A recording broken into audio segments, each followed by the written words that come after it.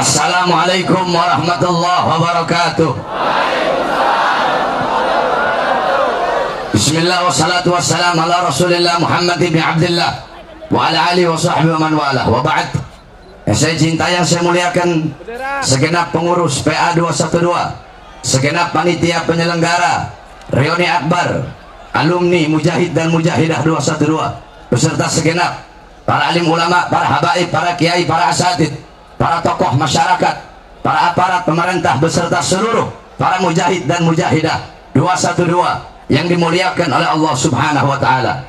Saudara-saudara sekalian yang dimuliakan oleh Allah Subhanahu wa taala, yang dimana 2 tahun yang lalu 7 juta umat Islam dari berbagai wilayah Indonesia memutihkan kota Jakarta. Berada di kota Jakarta ribuan bendera majelis taklim, ribuan bendera pondok pesantren, ribuan bendera ormas, ribuan bendera ormas berdiri berkibar di bawah langit Jakarta, yang dimana pada hari itu umat Islam berkumpul untuk meruntuhkan, untuk menghancurkan kerajaan-kerajaan kezaliman.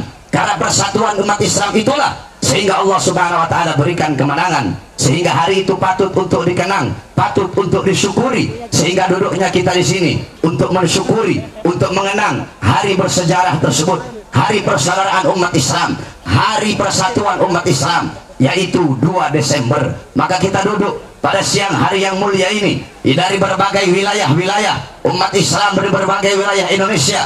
Kita duduk di sini, satu tujuan, satu hati, satu langkah. Untuk apa? Untuk bersatu di bawah bendera Islam dan di bawah bendera merah putih Negara Kesatuan Republik Indonesia. Oleh karenanya, saudara-saudara sekalian yang dimuliakan oleh Allah Subhanahu wa taala, sedikit saya jelaskan sebagaimana Nabi Muhammad SAW, beliau diutus sebagai rahmat. Wa ma arsalnaka illa rahmatan lil alamin. Tidak aku utus engkau wahai Muhammad kecuali engkau adalah rahmat bagi seluruh alam semesta. Tetapi banyak ulama sekarang, Ustadz Kiai Habib sekarang menyalah artikan rahmatan lil alamin. Rahmatan lil alamin mereka artikan diam terhadap kezaliman, bungkam terhadap kemungkaran. Mereka artikan menahan diri daripada penjajahan. Saudara-saudara, rahmatan lil alamin tidak bisa diartikan diam terhadap kezaliman, tidak bisa diartikan diam terhadap penjajahan, tidak bisa diartikan diam bungkam terhadap mungkarat, dalalat, sayyiat, mukhalafat. Kalau rahmatan lil alamin diartikan diam terhadap kezaliman, diam terhadap kemungkaran, tidak akan ada ayat innallaha ashtara minal mu'minina anfusahum wa amwalahum bi anna lahumul jannah ila akhir ayat. Tidak akan ada ayat wa qatilu fi sabilillah alladzi yuqatilunakum. Tidak akan ada hadis man ra'a minkum munkaran falyughayyiru bi yadihi. Tidak akan ada hadis man ittala'a fi baiti qaumin bighairi idznihim faqad halalahum an yufaqa aidahu. Jikalau rahmatan lil alamin diartikan diam terhadap kezaliman, diam terhadap kemaksiatan, diam terhadap kemungkaran, diam terhadap penjajahan, maka demi Allah ketika Bung Tomo mendatangi pendiri Nahdlatul Ulama Hadratus Syekh Kiai Haji Hasyim Asy'ari radhiyallahu an, Bung Tomo berkata, wahai Kiai, besok tentara Inggris akan datang menjajah kita, merebut senjata-senjata kita, memerangi kita. Kalau rahmatan lil alamin diartikan diam terhadap kezaliman, maka beliau akan menjawab, udahlah biarkan Inggris, gak usah dilawan, gak usah angkat senjata, Islam itu damai, Islam itu lembut. Tetapi nyatanya jawaban beliau bukan seperti itu, saudara-saudara. Apa jawaban beliau ketika Bung Tomo datang untuk meminta pendapat, minta fatwa, minta pandangan? Kiai, besok tentara Inggris akan datang menyerbu kita, akan datang merebut senjata-senjata kita. Apa jawaban pendiri Nahdlatul Ulama Kiai Haji Hasyim Asy'ari? Beliau jawab, hubbul watan minal iman. Cinta tanah air, cinta negara, cinta NKRI bagian daripada iman. Maka jihad hukumnya fardu ain. Wajib bagi setiap bangsa dan rakyat Indonesia mengangkat senjata, mengusir penjajah dari tanah Indonesia. Kalau rahmatan lil alamin diartikan dengan kelembutan saja, dengan diam terhadap kezaliman, bungkam terhadap penjajahan, demi Allah Indonesia tidak akan pernah mendapatkan kemerdekaannya. Tanah Indonesia telah dicuci dengan darah umat Islam, darah para ulama, darah para habaib, darah para kiai, darah para asatid, darah para pahlawan, darah para syuhada.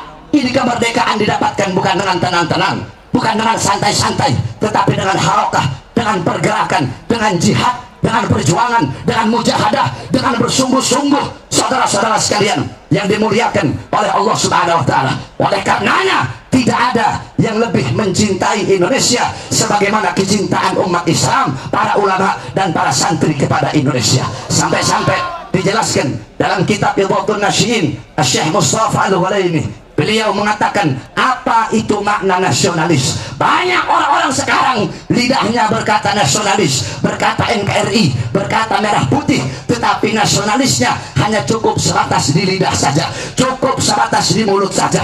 Apa itu nasionalis? Dijelaskan oleh beliau dalam kitabnya.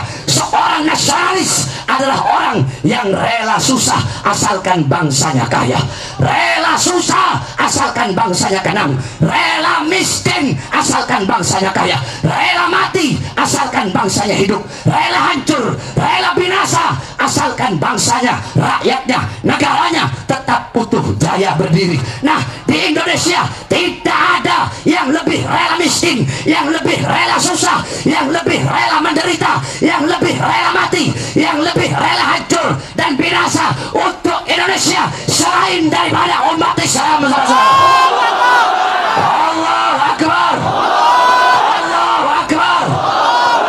Oleh karenanya kesetiaan umat Islam kepada NKRI tidak bisa dipungkiri. Betul?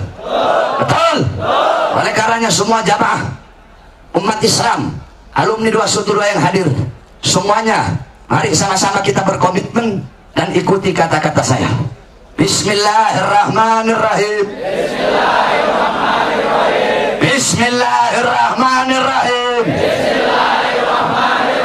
Kami umat Islam Indonesia, kami ormas-ormas Islam Indonesia, kami para pemuda-pemudi Islam Indonesia, kami para santri-santri Indonesia bersumpah, berjanji demi Allah, demi Allah, yang dimana nyawa kami, jiwa kami berada di dalam genggamannya. Kami bersumpah, kami tidak akan pernah mengkhianati Indonesia, mengkhianati Pancasila, mengkhianati UUD 945, mengkhianati merah putih. Dan kami umat Islam bersumpah demi Allah, selama tanah Indonesia tidak pernah kosong dari para pengkhianat bangsa, selama tanah Indonesia tidak pernah kosong dari para pemimpin yang zalim, yang menyengsarakan rakyat, yang menyusahkan rakyat, yang mendustai rakyat, yang mengkhianati rakyat, yang menipu rakyat. Selama tanah Indonesia tidak pernah kosong dari para koruptor, selama tanah Indonesia tidak pernah kosong dari para pengkhianat bangsa yang menyerahkan tanah Indonesia, kekayaan alam Indonesia kepada negara-negara asing, maka selama itu juga tanah Indonesia tidak akan pernah kosong dari kami umat Islam yang rela hancur, rela binasa, rela mati untuk negara kesatuan Republik Indonesia. Allahu Akbar, Allahu Akbar, Allahu Akbar. Siap hancur demi Indonesia, siap binasa demi Indonesia, siap berdarah demi Indonesia, siap mati demi merah putih. Allahu Akbar, Allahu Akbar, Allahu Akbar. terakhir sebelum saya tutup, 2 menit.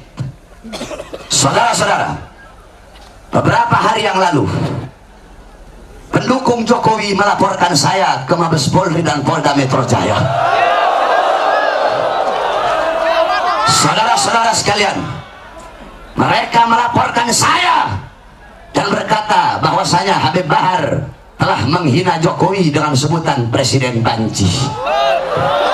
Habib Bahar berkata Jokowi adalah pengkhianat bangsa. Habib Bahar berkata dalam ceramahnya, isi ceramah yang dilaporkan, yang ketika saya mengatakan Jokowi memberikan janji palsu kepada rakyat, memakmurkan rakyat sebelum jadi, berjanji memakmurkan rakyat, mensejahterakan rakyat, tetapi setelah jadi yang makmur bukan rakyat, yang makmur, yang sejahtera bukan rakyat, yang makmur orang-orang asing, yang makmur perusahaan-perusahaan asing, yang makmur orang-orang barat. Kita pribumi Indonesia menjadi budak di negara kita sendiri. Maka sedikit saya jawab, mungkin banyak pertanyaan, kenapa kok Habib Bahar ceramahnya seperti itu? Pertama, kenapa saya katakan Jokowi Presiden Banci? Makanya kalau mau nonton isi ceramah itu jangan dipotong-potong. Kamu nonton dari awal bagaimana isi ceramah saya. Kenapa saya katakan dia Banci? Pertama, kenapa ketika 4.11, aksi 4.11, jutaan umat Islam, ribuan ulama, ribuan habaib, ribuan kiai berkumpul depan istana negara untuk menemuinya, untuk meminta keadilan dan penegakan hukum kepada penista agama, justru para ulama, para habaib, para kiai, para santri, para ustadz diberondong dengan gas air mata dan presidennya kabur dan lari. Saya berkata seperti itu karena ketidakrelaan saya, saudara-saudara saya sesama umat Islam itu dizolimi dan dikriminalisasi. Yang kedua, kenapa saya katakan dia pengkhianat bangsa?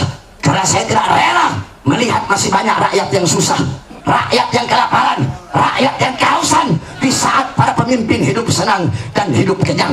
Oleh karenanya saya sampaikan kepada kalian yang melaporkan saya, jikalau bagi kalian itu adalah suatu kesalahan, demi Allah saya Bahar bin Smith tidak akan pernah minta maaf dari kesalahan itu.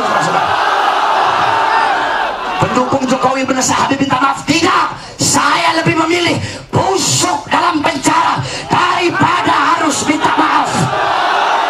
Allahu Akbar, Allahu Akbar. Maka saya sampaikan kepada kalian, jikalau dalam beberapa hari ke depan, dalam beberapa minggu ke depan, saya ditangkap, saya dipenjara karena membela rakyat, karena membela rakyat yang susah, membela rakyat yang kelaparan. Kalau saya ditangkap, kalau saya dipenjara, berjanjilah kalian, demi Allah, jangan pernah kalian padamkan api-api perjuangan yang selama ini kami jalankan. Allahu Akbar. Siap lanjutkan perjuangan, siap teruskan perjuangan. Allahu Akbar. Mudah-mudahan Allah hancurkan pemimpin yang zalim, Allah binasakan pemimpin yang zalim. Amin ya rabbal alamin. Wa la'afu minkum. Wassalamualaikum warahmatullahi wabarakatuh.